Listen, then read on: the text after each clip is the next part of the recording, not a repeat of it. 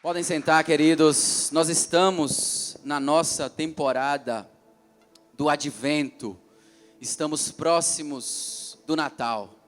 Na semana que vem nós vamos comemorar, vamos celebrar aqui na igreja a nossa festividade de Natal. E você já está mais do que convidada a estar aqui no próximo domingo, para que a gente possa celebrar em comunhão o nascimento de Jesus. Porque um dia o nosso mestre, aquele a quem nós cultuamos domingo após domingo, nasceu. Jesus nasceu. E nós estamos nesse mês de dezembro inteiro celebrando isso, celebrando o Advento. Desde o final, na verdade, do mês de novembro, nós já estamos com essa série de ministrações, com essa série de mensagens, né, aqui na nossa casa, na nossa comunidade, celebrando a vinda de Jesus. Falamos sobre a sua segunda vinda, falamos sobre a sua primeira vinda, né, e continuamos a falar. Hoje é o último domingo do Advento dessa temporada. É a primeira vez que nós fazemos isso aqui na igreja. Todos os anos nós valorizamos o Natal, valorizamos o nascimento de Jesus. Algumas igrejas desprezam esse momento porque imaginam que essa data não tenha sido a data que Jesus nasceu, e de fato não foi a data exata em que Jesus nasceu, mas nós fazemos questão de lembrar desse momento, de celebrarmos, ainda que saibamos, tenhamos a certeza e a convicção de que ele não tenha nascido nessa data. Então, nós estamos falando desde o final de novembro a respeito do Advento, e falamos na primeira mensagem dessa série sobre o Advento, em Apocalipse, capítulo de número 22. Eu queria que você fosse até Apocalipse, capítulo de número 22. Nós ministramos, a primeira mensagem que nós ministramos foi sobre o Advento de Jesus, sobre o seu segundo Advento, a sua segunda vinda, né? E nós iniciamos pelo lado oposto, pelo contrário. Ao invés de começarmos pela sua primeira vinda, nós iniciamos com a sua segunda vinda, falando que Jesus está voltando, e batemos nessa tecla, estamos batendo nessa tecla, a de que Ele está voltando. Estamos aqui orando pela sua volta. Logo no início do culto, eu orei nesse sentido, dizendo: Maranata, ora vem, Senhor Jesus. E Apocalipse capítulo 22, o último capítulo da Bíblia, é o último capítulo da Bíblia que trata exatamente da sua volta, que fala da sua manifestação, traz algumas admoestações com relação ao tempo do fim, o que nós devemos fazer, o que nós não podemos deixar de fazer para estarmos preparados para a segunda vinda de Jesus, né? E aí eu trouxe esse texto, expus o texto do versículo 8 até o último versículo, e o versículo 20, né, que é o penúltimo versículo, fala: aquele que dá testemunho, capítulo 22 de Apocalipse, versículo 20, aquele que dá testemunho dessas coisas certamente venho sem demora. Amém. Vem, Senhor Jesus. E nós estamos esperando o segundo Advento. Eu sei que é uma tradição mais católica e é mais pertinente às tradições cristãs mais antigas, a celebração do Advento. As igrejas evangélicas, principalmente as brasileiras, não costumam enfatizar essas 4 semanas antes do nascimento, da comemoração do nascimento de Jesus. Então nós já podemos acender uma primeira vela aqui na frente, já que foram 4 domingos. Nós podemos acender uma primeira vela que representa essa primeira mensagem em relação ao Advento, a segunda vinda de Jesus. Nós precisamos manter essa chama. Eu não sei se a vela vai permanecer, né? Mas a ideia é boa, pelo menos, né? Nós celebramos, portanto, a segunda vinda de Jesus, e precisamos manter essa chama acesa em relação à segunda vinda de Jesus. Jesus vai voltar.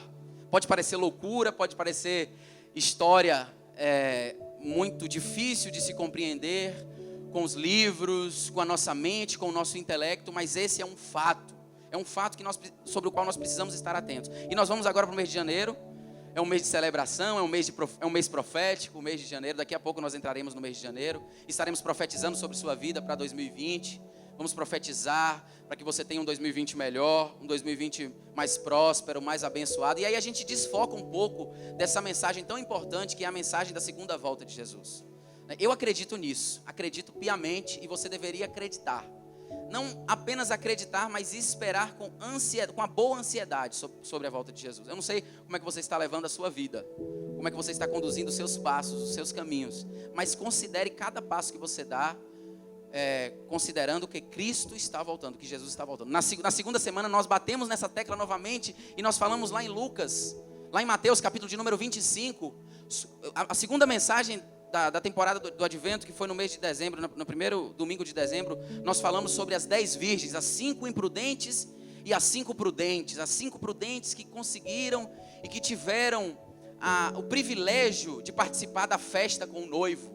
Quando o noivo voltou, elas estavam preparadas para a volta do noivo. E aí nós falamos aqui e perguntamos se você estava preparado ou se você está preparada para a volta de Jesus, para a volta do noivo. E aí batemos, mas fomos redundantes. E aí nós podemos acender a segunda vela, porque nós tratamos desse segundo momento, que é a segunda vinda de Cristo de novo, mais uma vez. Eu bati de novo nessa tecla. Afinal de contas, o apóstolo Paulo diz que nós precisamos, que nós não devemos nos cansar de ouvir sempre as mesmas coisas. Ele pregava sempre as mesmas coisas. O evangelho é um só. E a gente vai pregar, eu vou envelhecer pregando que Jesus Cristo nasceu, viveu aqui na terra a sua vida inicial, na sua infância, viveu o seu ministério, morreu e que vai voltar. Enquanto Jesus não voltar, nós continuaremos pregando essa mensagem. E na semana passada nós falamos já sobre a primeira vinda de Jesus. Falamos 2 domingos seguidos sobre a segunda vinda. E na semana passada você deve se lembrar, os que estiveram aqui, que nós falamos já sobre a primeira vinda de Jesus e o caminho preparado, o caminho que se preparou para que ele adviesse na primeira vez, para que ele se manifestasse. Afinal de contas, Jesus já estava sendo profetizado desde o Gênesis. No Gênesis já havia uma profecia sobre Jesus e já se esperava um Messias. Nem se sabia que o nome dele seria Jesus, mas já se esperava um Messias. E aí Maria foi o primeiro instrumento de Deus nessa terra. A sua mãe do ponto de vista físico, do ponto de vista carnal, foi o primeiro instrumento de Deus para viabilizar. E nós precisamos rememorar a vida de Maria. Não para que nós adoremos a ela. Nós falamos de forma muito respeitosa em relação à Igreja Católica. Nós respeitamos a Igreja Católica. Passei em frente à Igreja Católica agora, há pouco tempo, quando estava vindo para cá, e ouvindo aquela música suave lá de dentro, né? Temos a certeza que muitos ali serão salvos, assim como muitos serão salvos dentro da igreja evangélica, e muitos também não serão salvos nas duas realidades. Então enfatizamos Maria não do ponto de vista da adoração.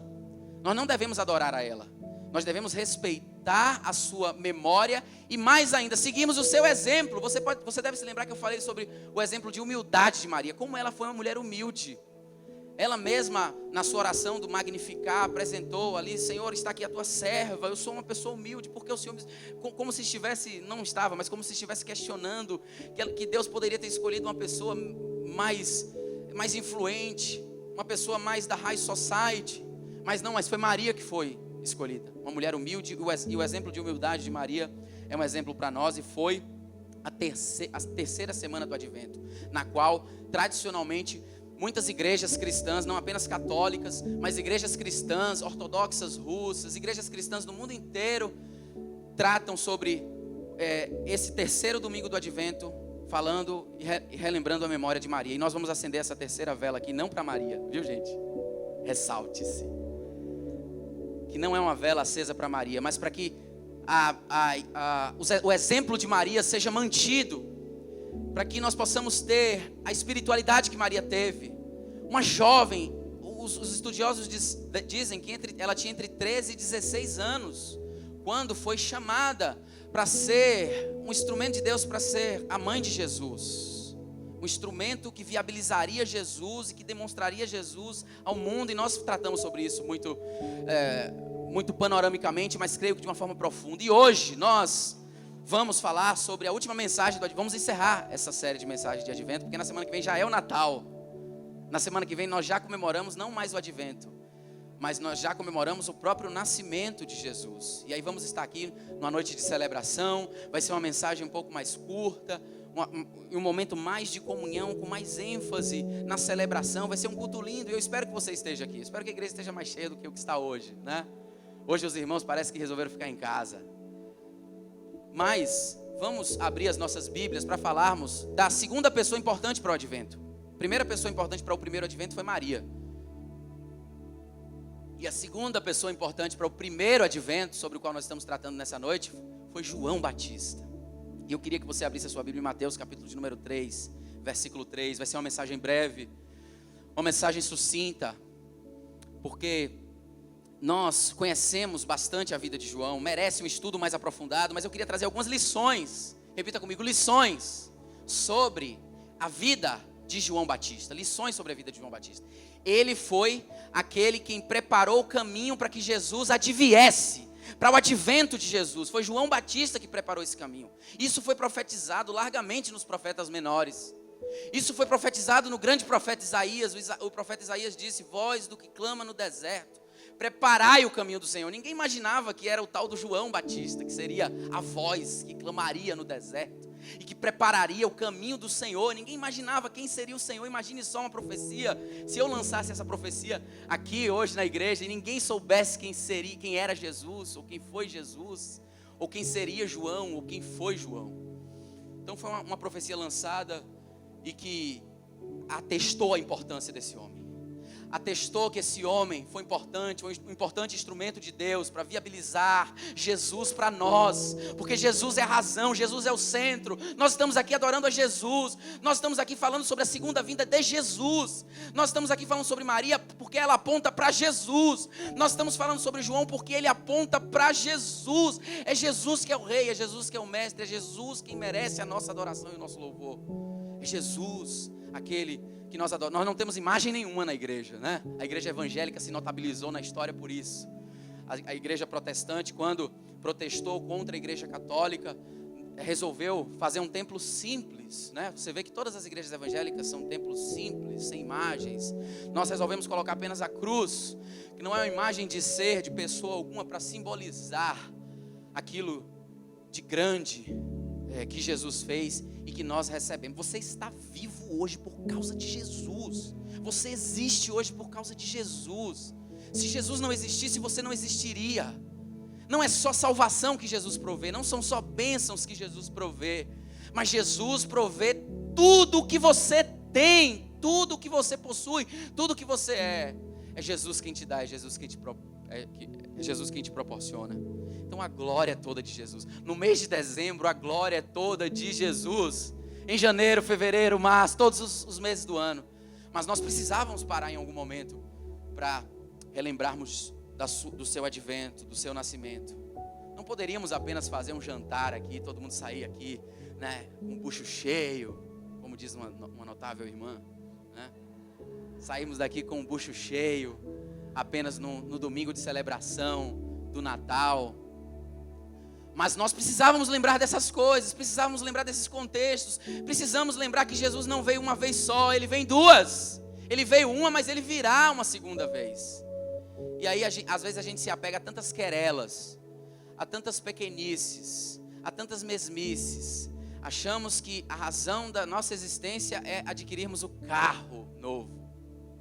Achamos que a razão da nossa existência é comprarmos a nossa casa. E quando eu comprar a minha casa, eu realizo todos os meus sonhos e projetos e eu já posso morrer. Não, a razão da nossa existência é Jesus, porque dele, por ele, para ele são todas as coisas. O apóstolo Paulo diz lá em Romanos. Repita comigo: porque dele, por ele e para ele são todas as coisas. Tudo, até você, até sua vida. Seja você feio, ou seja você bonito. Seja você manco, ou seja você normal. Você tenha os seus dois braços aí. Seja você tenha nascido num lar favorecido, ou você tenha nascido num lar desfavorecido. Você foi feito para Jesus. Até mesmo os gagos, como foi o caso de Moisés, nasceram para a glória de Jesus. E quais são as lições? Vamos lá para Mateus capítulo 3, versículo 3. Vamos ler apenas um versículo. O pastor gosta de ler textos grandes e vocês estão dizendo glória a Deus, porque o pastor só vai ler um versículo. E é provável que o culto acabe mais cedo. Aí você está errado, se você está pensando assim. Mateus capítulo 3, verso 3 diz: porque este é o referido por intermédio do profeta Isaías. Voz do que clama no deserto, preparai o caminho do Senhor, endireitai as suas veredas. O texto fala sobre João Batista. E aqui a profecia específica de Isaías, que apontava para esse momento, que apontava para o quase advento de Jesus. João Batista, que era 6 meses mais velho que Jesus, que era primo de Jesus, filho de Isabel, que era parente de Maria, portanto parentes muito próximos, pessoas muito próximas, amigos, né? Tinha esse contexto, e você pode observar aqui em Mateus capítulo 3, em Marcos capítulo 1, em Lucas capítulo 1, 2, sobre o contexto da vida de João. Lucas é o texto que traz mais detalhes sobre João Batista. Depois você estuda Lucas capítulo 1, capítulo 2, capítulo 3, que fala bastante sobre todo o contexto de nascimento de João Batista, né, que foi escolhido do ventre, foi escolhido desde cedo, desde antes da fundação do mundo, para que fizesse isso. Ele foi escolhido para essa missão específica. A missão de João Batista seria essa: preparar o caminho do Senhor. Por isso que ele era desprovido de toda e qualquer vaidade. Você deve lembrar do contexto de vestimenta dele. Ele usava peles de camelo, era assim que ele se vestia. Ele não se vestia com uma camisa de marca, né? Não saía para o outlet para comprar uma camisa de marca, né? Para mostrar para os outros que está usando uma camisa de marca. João Batista usava, né, o que de mais simples podia haver. Sabe por quê? Porque a razão da existência dele específica não era outra coisa que não a preparar, pavimentar o caminho de Jesus. E foi o que ele fez de forma magistral. Ele cumpriu o plano e o projeto de Deus. E a primeira característica de João, eu já estou partindo aqui para algo adiante para você, e não está aqui no nosso contexto, mas está em Lucas capítulo 1, versículo 15, se você quiser ir para lá. Lucas capítulo 1, versículo 15, diz que João era nazireu. A primeira característica de João era essa, exatamente por conta de ele se mostrar dessa forma simples, comendo gafanhotos e ingerindo mel silvestre, né? Era a simplicidade, era isso que ele comia. Ele não comia churrasco, não comia pizza, né? Não comia essas gordices, essas coisas, né, maravilhosas que nós temos. Até certamente se tivesse, né, rodízio de carne, João Batista não teria sido quem ele foi, né? Ele se sentiria tentado a comer outra coisa que não apenas gafanhotos e mel silvestre. Mas era isso que ele comia, né? Ele era nazireu por conta do voto que ele havia feito. Na verdade, isso não é algo que está claro para todos os estudiosos da Bíblia, mas Lucas, capítulo 1, versículo 15, deixa isso mais ou menos evidente, essa simplicidade que o rodeava. João era muito simples, assim como, aliás, Deus escolhe pessoas simples. Deus é um Deus que se agrada com a simplicidade, porque Deus abate os soberbos, mas exalta os humildes. Foi assim com Maria, a primeira pessoa que preparou o caminho era humilde, a segunda pessoa que preparou o caminho, João, humilde. Então o Senhor quer você humilde também, né? Jesus quer que você ande num caminho de humildade, mas não é aquela humildade de falso. Tem muito falso humilde, né? Tem muita gente que é falsa humilde, que apenas demonstra, né, com as ações, com as atitudes, mas o coração é um coração soberbo, é um coração arrogante. A gente precisa tratar o nosso coração. Lucas capítulo de número 1, versículo 15 fala: pois ele será grande diante do Senhor e não beberá nem vinho nem bebida forte, será cheio do Espírito Santo. Essas eram as características do nazireado, o voto que João, por isso que ele era tão simples, porque ele resolveu se abster de bebida forte. Naquela época era uma tradição enorme. Jesus transformou a água em vinho, era uma tradição enorme a bebida forte, né? Até hoje em Israel é uma tradição muito grande o vinho, as vinícolas israelitas, mas João se absteve disso, porque o objetivo dele não era beber, não era se alegrar com as coisas dessa vida, porque a bebida nos leva para a alegria em relação às coisas dessa vida.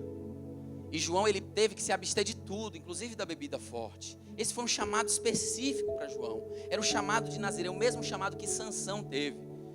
Sansão também fez esse voto, por isso que ele não cortava o seu cabelo. E João devia ser alguém que tinha um cabelo muito longo, um cabelo muito comprido.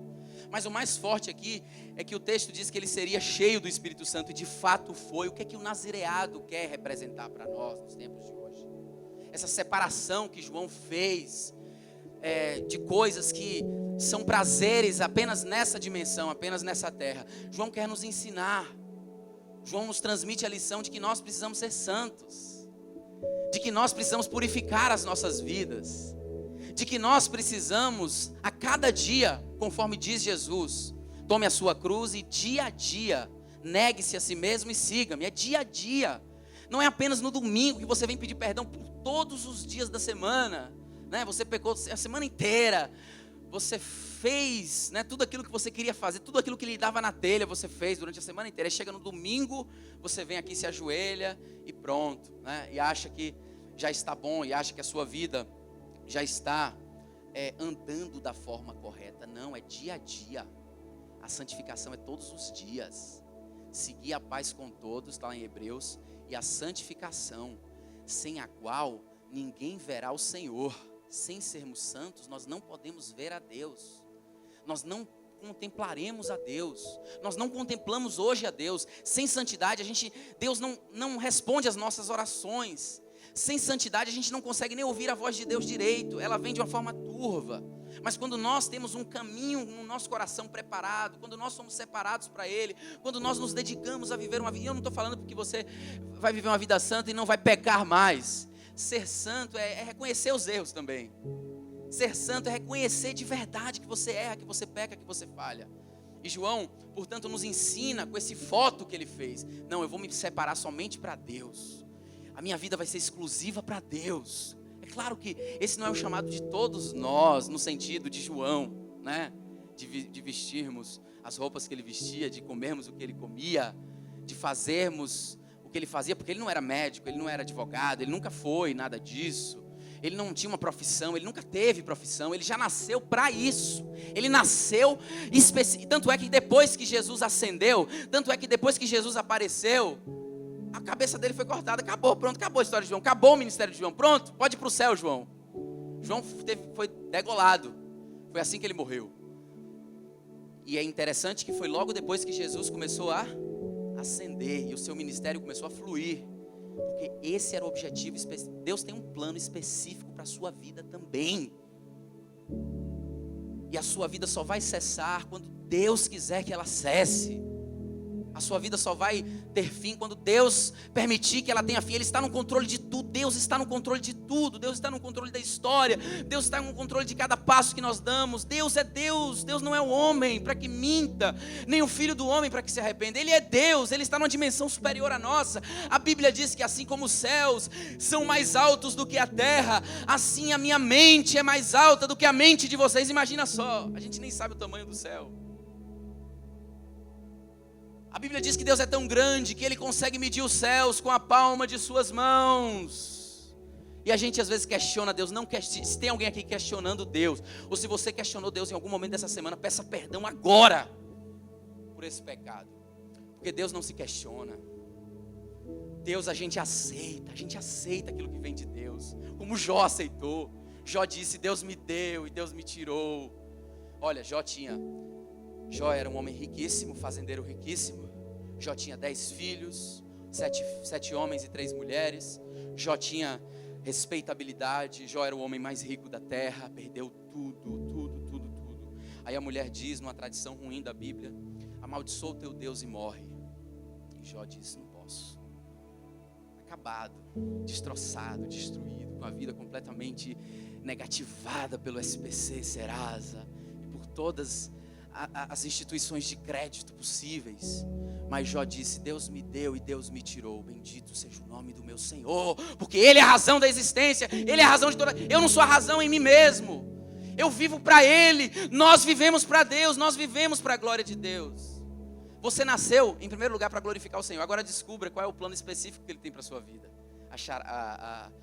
A lição de casa é essa. Descubra qual é o propósito específico que Deus tem. Deus chamou alguns aqui para pastores. Deus chamou alguns aqui para o ministério. Mas Deus chamou alguns aqui para serem profissionais da sua área e que vão manifestar a glória de Deus lá na sua área. Sendo funcionário público, sendo médico, sendo gari, sendo enfermeiro, sendo dona de casa. Você vai manifestar. Deus te chamou para isso. Talvez. E você precisa fazer bem isso. Aquilo para o que o Senhor te chamou. A segunda lição da vida de João é que João era um essênio. E o que eram os essênios? Era um partido judaico que existia na época. Existiam alguns partidos. Você já ouviu falar nos fariseus? Você já ouviu falar nos saduceus? Você já ouviu falar nos escribas? E se bem que os escribas não eram um partido, mas João fazia parte de um partido. E o partido de João era o partido dos essênios. O que é que os essênios faziam? O que é que os essênios fizeram? Exatamente o que João fez. Saíam das cidades e iam morar nos desertos, nos lugares ermos, nos buracos, nas cavernas. Se você for em Israel, você vai conhecer uma dessas cavernas. E foi isso que João fez. João era um essênio porque ele achava que a sociedade, que o mundo, que a estrutura política, a estrutura econômica, a estrutura social da época era uma estrutura corrompida e que ele precisava viver bem isolado, juntamente com os outros essênios, para que ele pudesse esperar aquilo que realmente importa. E os essênios só viviam de transcrever os manuscritos sagrados. Eles pegavam Gênesis, Êxodo, Levítico, Números, Deuteronômio, Juízes, Josué, e ficavam transcrevendo, copiando. Eram copistas, eram escribas. Era essa a atividade dos essênios, era essa a atividade. Enquanto Jesus não se manifestou, enquanto João não foi cumprir o propósito que ele tinha para a sua vida, até que Jesus se manifestasse, a tarefa dele era essa, escrever.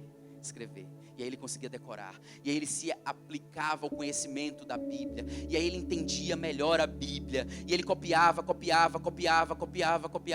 Tanto é que essas cópias dos essênios foram achadas agora no século 20 pelos arqueólogos lá em Israel. Estão guardadas as 7 chaves lá no museu de Jerusalém, de modo que estão tão bem guardados esses manuscritos, que foram escritos talvez por João Batista também, que até mesmo uma bomba atômica, se cair no lugar onde estão os manuscritos, eles não serão atingidos. Eles não são atingidos.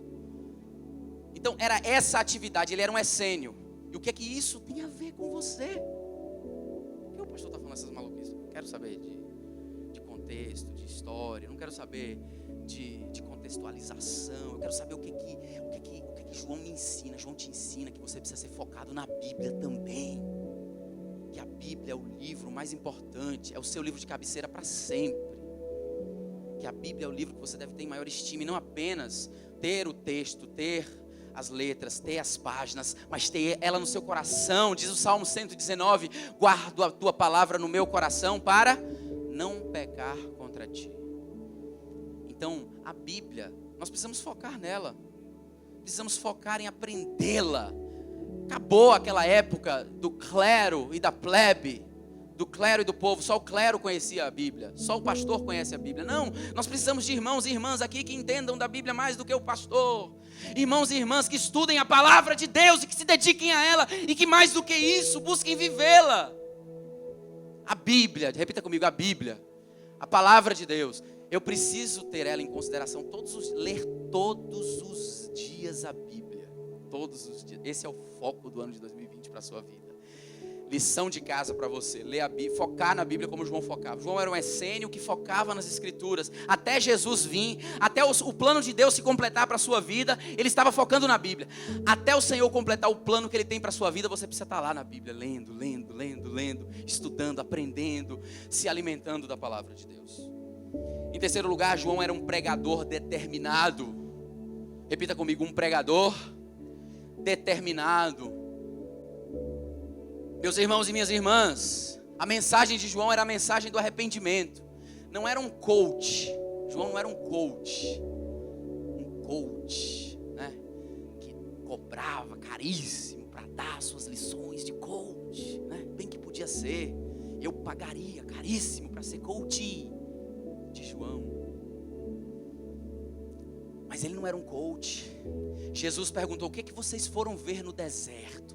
Foi alguém muito bem paramentado, arrumado, bonito, perfumado? Não, vocês não vieram para o deserto para ver isso. Vocês vieram aqui para ver um homem de Deus. Porque João era um homem de Deus e não um coach, e não um pregador da prosperidade. Ele pregava o arrependimento, ele pregava uma vida de mudança. Ele agradava tanto nas suas pregações que ele dizia assim: raça de víboras. Imagina se o pastor chegasse aqui, né, na igreja, e falasse assim: vocês todos são uma raça de víboras. Semana que vem, a Igreja Batista da cidade estava com as suas portas fechadas. Mas era essa a pregação de João. E era uma pregação que lotava a igreja de João. João pregava e ele continuava pregando. E cada vez que ele pregava tinha mais pessoas. Porque as pessoas carecem da verdade. As pessoas querem ouvir a verdade. E a mensagem do arrependimento é a verdade. Você precisa se arrepender dos seus pecados. Não se arrependeu. Isso não foi um momento no passado. Eu já aceitei a Jesus como meu Senhor e Salvador, pronto, né? Não, esse arrependimento é diário, essa vida de transformação é diária. Essa é a mensagem. Mas o foco aqui é que João era um pregador determinado dessa mensagem, e nós precisamos pregar essa mensagem também. Eu me lembro quando eu pregava, quando eu evangelizei, já falei aqui, Eu evangelizei o meu colégio todo. E eu falava pessoa a pessoa. E eu não estava nem aí se a pessoa ia rir da minha cara. Eu dizia assim: Jesus te ama, né? Jesus. Aí as pessoas botavam a mão no rosto, davam risada. Mas não é essa. É uma mensagem verdadeira. Mas não é só isso. As pessoas precisam entender que elas precisam mudar de vida. Que elas precisam mudar o coração delas. Se elas somente se apegam aos bens materiais, elas precisam entender que existe um Deus, e que existe um Jesus, que existe um caminho, que existe uma vida após a morte. E é essa mensagem que você tem que pregar. Você está pregando o evangelho? De verdade, não precisa me responder não. Mas você está pregando o evangelho? Você está falando de Jesus para as pessoas? Você está pregando essa mensagem? João, o versículo 1 do capítulo 3 que nós lemos diz: naqueles dias apareceu. Está assim, né? A única história do Novo Testamento de João é essa. Naqueles dias, capítulo 3, apareceu João Batista pregando no deserto. Esse é o primeiro versículo sobre João. No deserto da Judéia, e dizia: arrependei-vos, arrependei-vos, porque está próximo o reino dos céus. Arrependei-vos e peçam perdão pelos seus pecados. Essa é a mensagem que nós precisamos pregar. Nós precisamos ser esses pregadores. Ainda que você não seja um pregador, ainda que você não tenha estudado para isso, tem apenas a mensagem no seu coração, viva ela e fale. Fale abertamente. Se houver alguém com necessidade, você é o portador das boas novas para essa pessoa. Se tem alguém doente, você vai ser aquela pessoa que vai se levantar: eu posso orar por você? Se tiver alguém que está em depressão, você vai ser a pessoa que vai dizer: olha, eu estou na luta com você, para que você seja liberto dessa depressão, porque eu tenho a resposta para essa depressão. Eu conheço a Jesus e Ele é a resposta. Aí pronto, aí você pode aproveitar as oportunidades e pregar o evangelho. Então, o conselho que João nos dá, a lição que João nos ensina é essa: pregue o evangelho. Outra lição que João nos deixa é que João dedicou todas as suas energias para o reino de Deus. Qual é o nível de dedicação que você está prestando para o reino de Deus? Faça de acordo com as suas forças. Faça de acordo com aquilo que você tem, de acordo com aquilo que você é. Você é uma pessoa extremamente ocupada, não tem tempo de ir para a igreja durante a semana, mas certamente você tem tempo de ir para a igreja em algum momento. Faça de acordo com as suas... O exemplo de João foi um exemplo de dedicação total. Nós também temos que dedicar totalmente o nosso coração. Mas aí eu te pergunto algumas coisas práticas. Se você tem dedicado parte da sua energia para Deus, você é um dizimista, você é uma pessoa que se desapegou a tal ponto dos bens materiais, para dedicar uma parte desses bens para financiar. Eu não estou falando para você dizimar aqui na igreja não, né? Você pode dizimar em outra igreja, você pode dar o seu dízimo para uma obra que propaga o evangelho, que faz a obra do reino de Deus. Mas isso é demonstrar que você coloca as suas energias em Deus e no seu reino. E João fez isso em relação a toda a sua vida. João não teve filhos, João não teve família, João não foi casado, João não se vestia bem, João comia mal, João morava no deserto, não morava numa casa. João tinha uma vida completamente conturbada, perturbada aos olhos humanos, mas ele tinha tudo porque ele tinha Deus. Você está dando 10% também do seu tempo para o Senhor? Todos os dias você tira um momento ali para orar? Você vai uma vez por semana para a igreja? Qual é o nível de energia que você está dedicando ao Senhor? Quanto de sua energia você está doando? Eu fico feliz porque eu tenho pessoas aqui na igreja que doam muito de sua energia, até mais do que podem. Mas tenha certeza, meu querido, você que está fazendo isso, Deus está vendo. Deus está vendo. Eu posso não estar vendo em alguns momentos, mas Deus está te vendo. E a melhor coisa é Deus ver a gente. Quanto de sua energia você tem doado? Eu não estou falando só do dízimo. O dízimo é um exemplo. E por último, a última lição que nós aprendemos aqui, e a mais importante, é que João preparou o caminho para o advento. João preparou o caminho para o advento. Nós acendemos a quarta e última vela, que diz que Jesus veio, e João foi um instrumento para que ele aparecesse, para que ele viesse. A quarta e última mensagem antes do Natal é essa: que teve um homem que abdicou de toda a sua vida, de toda a sua existência, de si mesmo, para se dedicar somente ao aparecimento, ao advento de Jesus. E nós não damos, muitas vezes, quase nada para Deus. Doe mais para o Senhor. Evangelize mais. Prepare mais o caminho. Seja um preparador de caminhos, porque João foi um preparador de caminhos. João preparou o caminho do Senhor. E você também tem que preparar o caminho no coração das pessoas, para que as pessoas conheçam a Jesus. Quantos corações você está evangelizando? Por quantas pessoas você está orando? Ou seja, por quantas pessoas você está sendo um preparador de caminhos para que viabilize ali o reino de Deus na vida daquela pessoa, para que Jesus chegue naquele lugar. João, ele foi pavimentando o caminho, para que depois Jesus viesse. Vem, Jesus, agora pode vir, Jesus. Você está pavimentando os caminhos também para que Jesus apareça na vida de outras pessoas? Seja um preparador de caminho, seja como João. A mensagem do advento é essa também. Precisamos evangelizar, precisamos falar de Jesus, precisamos trazer gente para a igreja. Por favor, não me deixe com essa tarefa sozinho de encher essas cadeiras. Traga pessoas também, convide visitantes, traga para aqui para a igreja, leve para outros lugares, para que essas pessoas ouçam falar de Jesus. Prepare também um caminho, seja um João Batista também. O Senhor está te chamando para ser Maria e para ser João Batista, para as lições da vida de Maria e as lições da vida de João Batista. Te convido a ficar de pé nesse momento.